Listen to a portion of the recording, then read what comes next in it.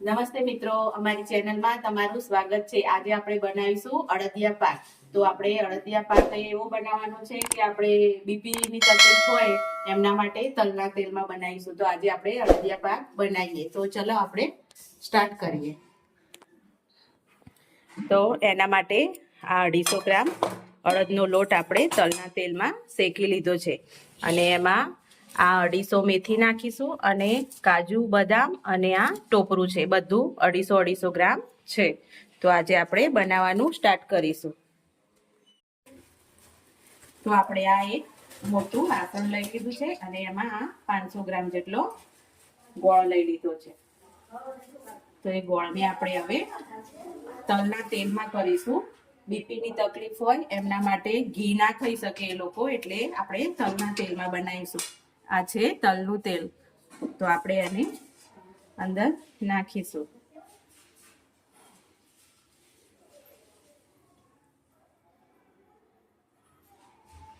પાંચસો ગ્રામ ગોળ છે એટલે 500 ગ્રામ તેલ જોઈશે। લોટ આપણો 500 છે, અડધો મેથીનો છે અને અડધો અડદનો છે, બંને મિક્સમાં બનાવવાનો છે।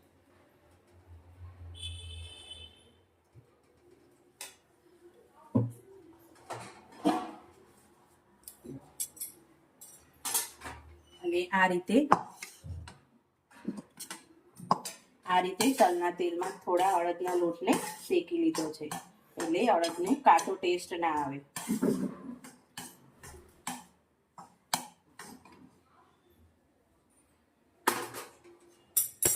અને હવે ગોળ ઓગળે નહીં ત્યાં સુધી આપણે એને હલાવતા રહેશું।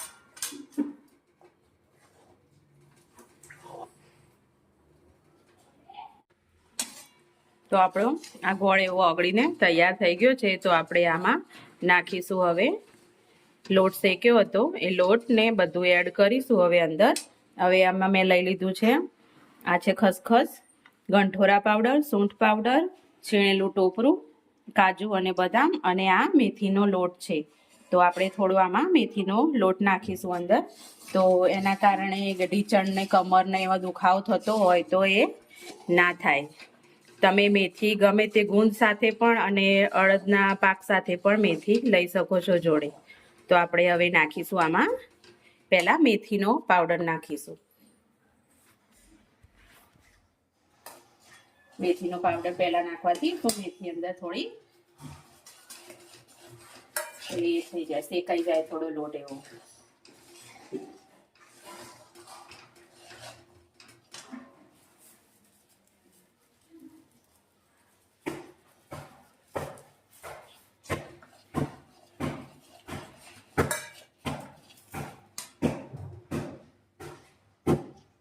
હવે જે આપણે અડદનો લોટ શેક્યો હતો તેને પણ એમાં એડ કરી દઈશું।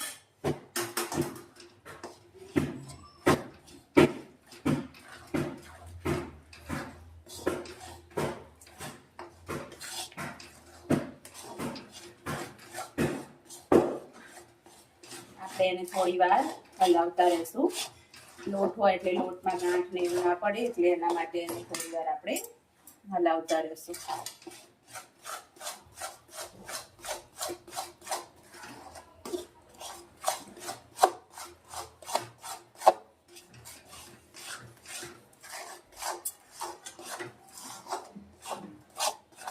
હવે આપણે આમાં સૂંઠ, ગંઠોડા પાવડર અને ખસખસ ત્રણેય વસ્તુ મિક્સ કરી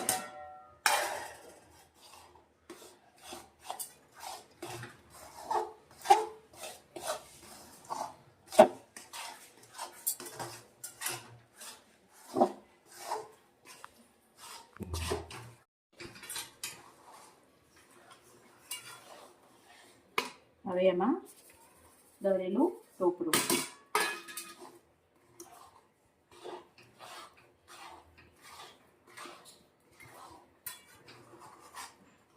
આપણે અડદના પાકમાં 500 ગ્રામ લોટ હોય તો 500 ગ્રામ ઘી અને 500 ગ્રામ તલનું ઘી હોય કે તલનું તેલ હોય, બંને બધું સરખા પ્રમાણમાં જોઈએ, 500 ગ્રામ। હવે આપણે આ કાજુ અને બદામ પણ નાખી દેશું।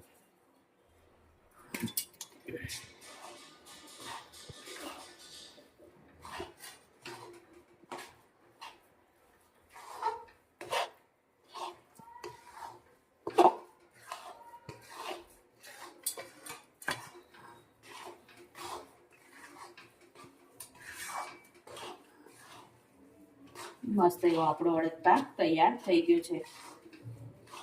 બહુ કડવો પણ નહીં લાગે અને મસ્ત એવો આપણો અડદ પાક લાગશે.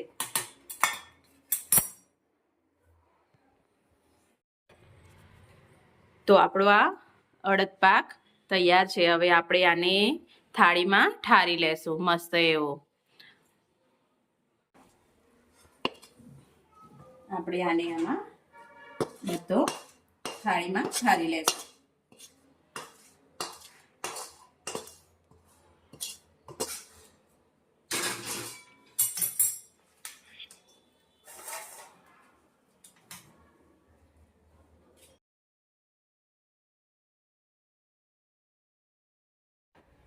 તો મિત્રો, તમને આ વિડીયો ગમ્યો હોય તો લાઈક કરજો, શેર કરજો, સબસ્ક્રાઇબ કરજો અને કંઈ પણ ખબર ના પડી હોય તો મને કમેન્ટ બોક્સમાં ચોક્કસથી કહેજો. અને થેન્ક યુ સપોર્ટ કરવા માટે.